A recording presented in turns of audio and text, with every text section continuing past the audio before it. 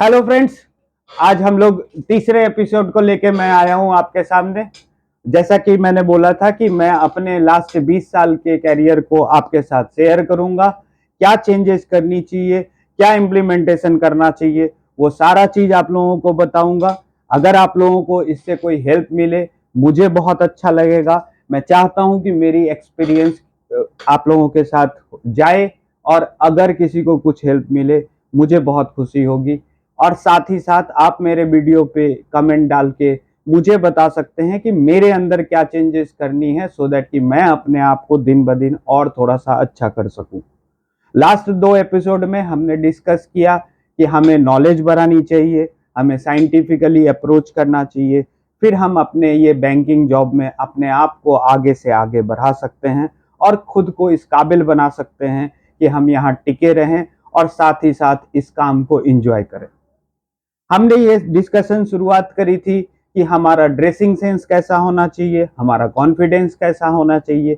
ये थोड़ा लंबा चलेगा, ये शायद 2-3 एपिसोड में मेरे साथ रहें। थोड़ा सा आप भी ध्यान दें, और अगर आपको कोई सजेशन लगता है तो मैं ऑलवेज आपके साथ ओपन हूँ कि प्लीज़ मुझे से शेयर करें, सो दैट मैं भी उसे अपने दिनचर्या में ला सकूं और अच्छा कर सकूं।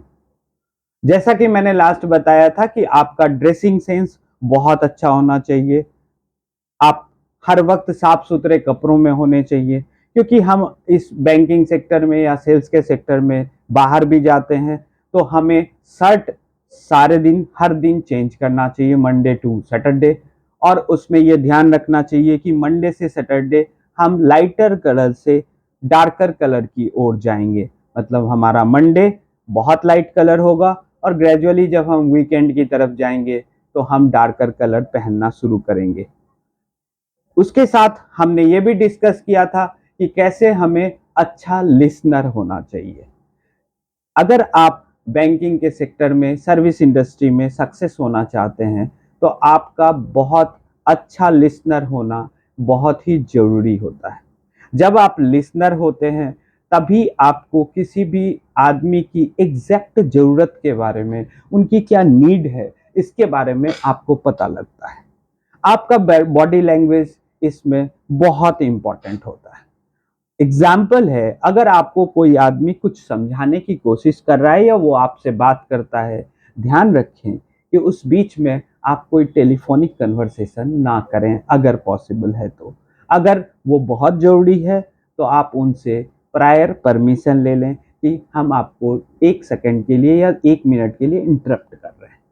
साथ ही साथ कोशिश करिए कि जब भी आपसे कोई मिलने आ रहा है, तो उनसे अगले 5 मिनट तक आप इस माहौल में बात करें कि आपने सारा चीज छोड़कर उनको प्रायोरिटाइजेशन देना है और उनको ही ध्यान देना है।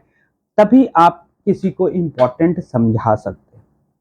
आप उनकी बातों को ध्यान से सुनिए, और ध्यान से सुनने के बाद जब आप उनके साथ उनके लाइन पे खड़े हो जाएंगे और उनको ये फीलिंग होना शुरू हो जाएगा कि आप उनकी बातों को सुन रहे हैं, तो उन्हें बहुत अच्छा लगेगा। कस्टमर को बहुत अच्छा लगता है ये बात। शायद हम भी जब किसी दुकान में कुछ भी खरीदारी करने जाते हैं, और जब कोई वो दुकानदार हमें हमारी पसंद को समझ के कुछ दिखाने लगता है, तो मुझे और आपको भी बहुत अच्छा लगता है। तो इसी तरह से जब हमारे पास कस्टमर आते हैं, हमें उनकी बातों को ध्यान से सुननी चाहिए, और उसके बाद उन चीज़ों को परफेक्टली एंड तक करना चाहिए। एंड तक करने के लिए बहुत केसेस में हमारे बैंकिंग के चैनल में हमें डिफरेंट चैनल से, डिफरेंट डिपार्टमेंट से हेल्प लेना पड़ता है। हम कभी भी कस्टमर को ये नहीं बोल सकते हैं कि ये दूसरे डिपार्टमेंट का काम है, हम नहीं करेंगे या वो इस चीज़ को प्रोसेस करेंगे। आप ट्राई करिए कि उनको, उनके लिए आप एक वन पॉइंट कांटेक्ट बन के रहिए। आप इस तरह से लियाज कीजिए दूसरे डिपार्टमेंट के साथ कि उनके काम को ख़त्म कीजिए। उनको एक स्पेसिफिक टाइमलाइन दीजिए, और उस टाइमलाइन में आप उनके काम को या तो ख़त्म कर दीजिए, या अगर ख़त्म नहीं होता है, अगर प्रॉपर सॉल्यूशन नहीं आ रहा है, तो आप इस चीज़ को एक सर्टेन इंटरवल के बाद अपडेट कर दीजिए कि शायद हमारे इस काम को ख़त्म करने में अगले 1-2 दिन और लगने वाला है। आप हमारे साथ बियर कीजिए, हम अगले 2 दिन में आपके काम को खत्म कर देते हैं। जब हम सही फीडबैक नहीं देते हैं, हमें नहीं पता होता है कि आने वाला कस्टमर आपके पास 1 किलोमीटर से आ रहा है या 10 किलोमीटर से आ रहा है। आपको ये भी नहीं पता कि वो अपना कोई काम को, इम्पोर्टेंट काम को छोड़ के आ रहा है या वो फ्री टाइम में आ रहा है। अगर हम किसी दूसरे जगह अपने काम को कराने जाते हैं और अपने बिजी शेड्यूल से, अपने इम्पोर्टेंट बिजी शेड्यूल से टाइम निकाल कर जाते हैं और उसके बाद सामने वाला ये बोले कि आप आज आ गए, हमको पता नहीं, लेकिन आपका काम अभी तक हुआ नहीं है, तो आपको सुनने में बहुत बुरा लगेगा। उसी तरह से आप अपने कस्टमर्स के साथ ट्रीट कीजिए। अगर उनके काम को ख़त्म नहीं कर पाए हैं तो प्लीज़ उनको एक इंटरवल मांगिए, उसके सब बात कर लीजिए। उनके अगर आने का दिन आज है तो 1 दिन पहले ही आप उनको खबर कर दीजिए कि कल आपका काम ख़त्म नहीं हुआ है, आप मत आइए, मेरे को 1-2 दिन की वक्त दीजिए। इन बिटवीन अगर आपका ये काम ख़त्म हो जाता है तो मैं आपको अपडेट कर दूँगा। अगर ये 2-3 छोटी-छोटी चीज़ों को आप अपने डेली के कामों में अपने अंदर ये चेंज ले आएँगे, तो शायद ना सिर्फ़ आपके जॉब को, बल्कि आपका जो ज़िंदगी है, आपके जो बाकी सारे सोसाइटी के मेंबर्स हैं, आपका फैमिली है, ये हर जगह बहुत काम करता है। और ये मैंने अपने करियर में देखा है, बहुत समय में इसको यूज़ किया है और ये बहुत ही अच्छा हेल्पफुल टूल है। तो आप इसको आज़माइए।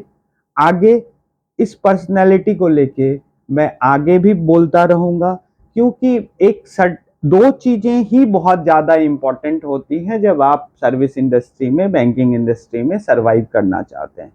एक आपका नॉलेज और दूसरा आपका अपीयरेंस, मतलब आप कैसे समझा पाते हैं, आप कैसे अपने चीज़ों को कस्टमर को दे पाते हैं। ये 2 चीज़ अगर किसी ने अपने अंदर ले आया और साथ में वो कॉन्फिडेंस लेवल हाई रहा, तो उनकी सक्सेस तो गारंटी होती है। तो हम आगे आएँगे, अगले एपिसोड्स में आएँगे, आपसे डिस्कस करेंगे। आप तब तक फीडबैक भी डालिए, मैं आपके फीडबैक का इंतज़ार करूँगा। Thank you.